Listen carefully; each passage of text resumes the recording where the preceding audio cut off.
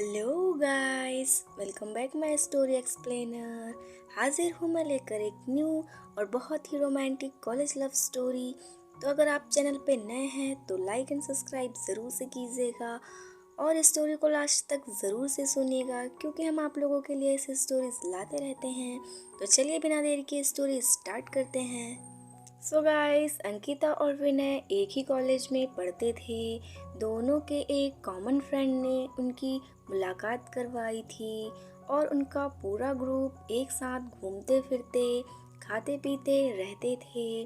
पर अंकिता और विनय की नज़दीकियाँ बढ़ने लगी थी। देखते ही देखते उनकी नज़दीकियों की वजह से दोनों को एक दूसरे से प्यार हो गया। अब वह दोनों अकेले वक्त बिताने लगे थे। बाग में घूमना, साथ में मूवी जाना और देखना, साथ में पढ़ना, वह हर चीज़ एक साथ ही किया करते थे। देखते ही देखते कॉलेज खत्म हो गया और उनका मिलना भी कम हो गया। एक बार की बात है, अंकिता और विनय दोनों एक समुद्र के किनारे बैठे हुए थे। अंकिता ने विनय से कहा, अब तो हमारे कॉलेज भी खत्म हो गए हैं, अब हम एक दूसरे के साथ वक्त कैसे बिताएंगे और जल्द ही मेरे घर वाले मेरी शादी करवा देंगे।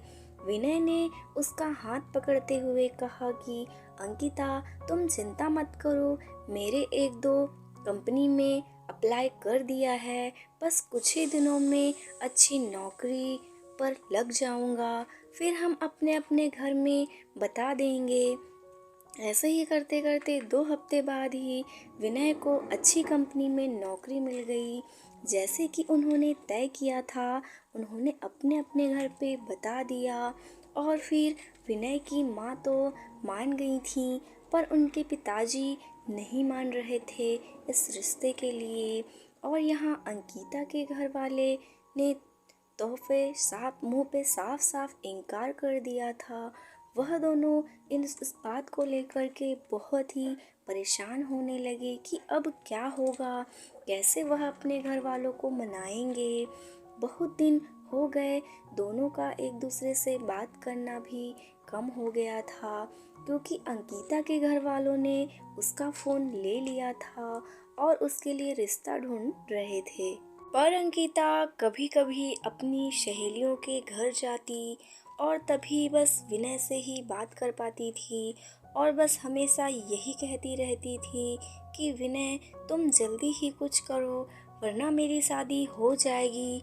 मैं तुमसे बहुत प्यार करती हूँ, तुम्हारे बिना नहीं रह पाऊँगी।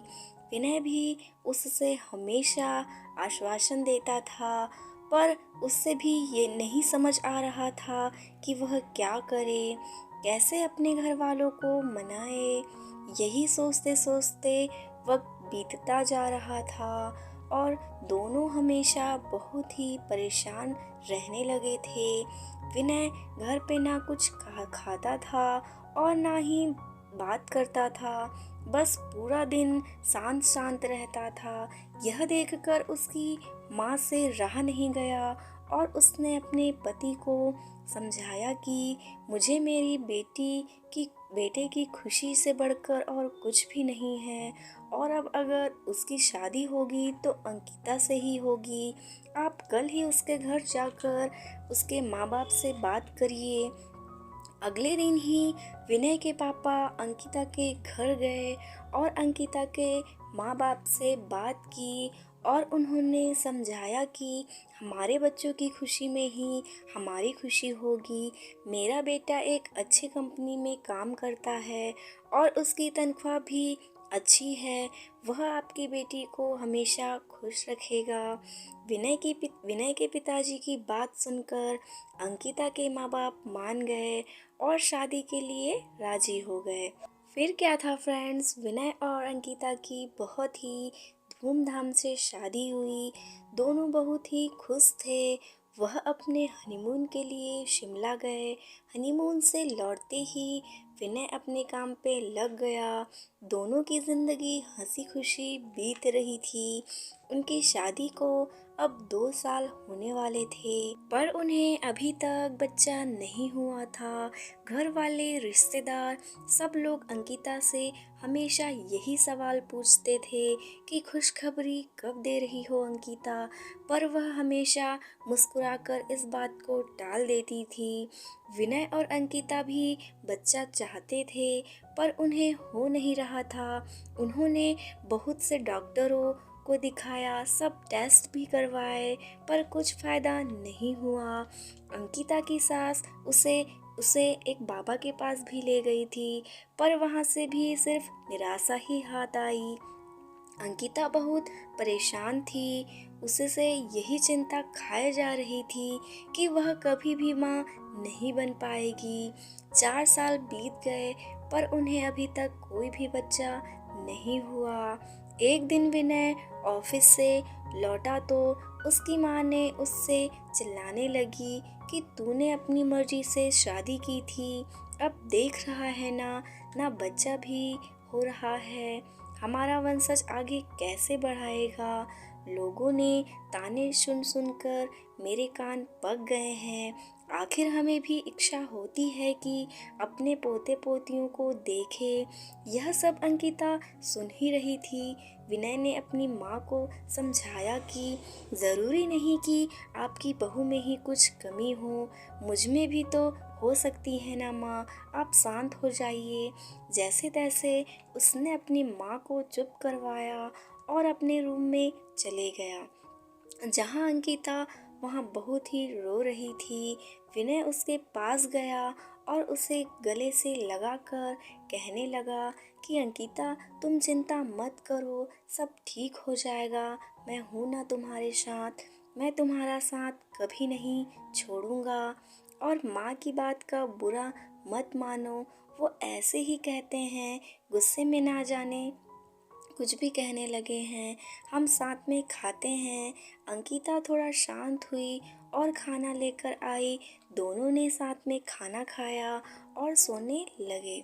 पूरी रात अंकिता यही सोचती रही कि कैसे कैसी औरत हूँ मैं, जो अपने पति को बच्चा भी नहीं दे पा रही हूँ, अपना वंश को आगे कैसे बढ़ा पाऊँगी, कितनी बदनसीब हूँ मैं। वह पूरी रात नहीं सोई थी और बस रोए जा रही थी। सुबह हुई, सब अपने अपने काम में लग गए थे। विनय भी ऑफिस के लिए निकल गया, अंकिता भी अपना काम करने लगी, पर उसके दिमाग में वही बात रात वाली चल रही थी। पूरा दिन यही सोचती रही। रात को जब विनय घर आया तो अंकिता ने उसे खाना खाने को दिया और वह दोनों अपने कमरे में सोने की तैयारी कर रहे थे कि तभी अचानक अंकिता ने विनय से कहा कि क्यों ना हम एक बच्चा ही गोद ले लें, अब हमें तो बच्चा नहीं हो रहा है, क्यों ना हम किसी बच्चे को गोद लें और उसके माँ बाप का सुख दें और हमें भी बच्चे का सुख मिल जाएगा। विनय ने बात सुनकर बहुत खुश हुआ। वह दोनों दूसरे ही दिन एक दत्तक ग्रहण संस्था गए और वहाँ पूरी बात बताई। दत्तक ग्रहण संस्था वालों ने कहा कि आप एक फॉर्म भर दीजिए, जैसे जैसे ही सब जांच पड़ताल हो जाएगी आपको फ़ोन आ जाएगा। उन्होंने फॉर्म भरा और एक आशा के साथ घर लौट आए कि शायद अब उनकी परेशानियां दूर हो जाएगी। 6 महीने हो गए, उनको कॉल नहीं आया। विनय जब भी वहां जाता लोग उससे एक ही जवाब देते कि कॉल आ जाएगा। इस इंतज़ार पे कि घड़ियां बढ़ती जा रही थी। अब अंकिता हिम्मत हार चुकी थी कि वो पूरी तरह से टूट गई थी। विनय भी आखिर कितना उसको समझा पाता, दोनों थक चुके थे। उन्हें अभी कोई उम्मीद ही नहीं रही थी कि वह कभी माँ बाप बन पाएंगे। पर विनय ने अंकिता का साथ और कोशिश करना नहीं छोड़ा। वह हर 2 दिन में संस्था जाता और इंतज़ार करते करते ऐसे ही 8 महीने हो गए थे। और एक दिन अचानक विनय को कॉल आता है कि आप दंतक ग्रहण संस्था में आ जाइए, आपके लिए खुशखबरी है। उसने तुरंत अंकिता को फ़ोन करके दंतक ग्रहण संस्था आने के लिए कहा। दोनों वहाँ पहुँचे तो उन्हें पता चला कि उनको एक बेटी गोद दी जा रही है जो कि सिर्फ 5 महीने की है। विनय और अंकिता की खुशी का तो कोई ठिकाना ही नहीं रहा। विनय तो खुशी के मारे वही नाचने लगा। वह दोनों उस बच्ची को लेकर घर आए। विनय की माँ ने उनकी पूजा की थाली से स्वागत किया। उन्होंने उसका नाम किरण रखा था, जैसे वह उनकी जिंदगी में एक आशा की किरण हो। वह सब बहुत खुश थे।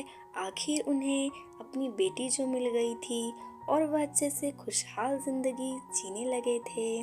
बस यही होता है प्यार, जो हर वक्त में तुम्हारा साथ दे और यकीन दिलाए कि हमारी परेशानियां हमसे छोटी नहीं होती और हमें कभी अपनी ज़िंदगी में उम्मीद नहीं छोड़नी चाहिए।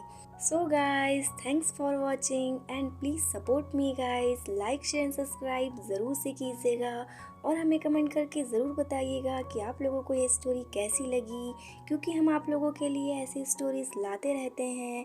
अगली स्टोरी के लिए स्टे कनेक्टेड। जय भारत, बाय बाय।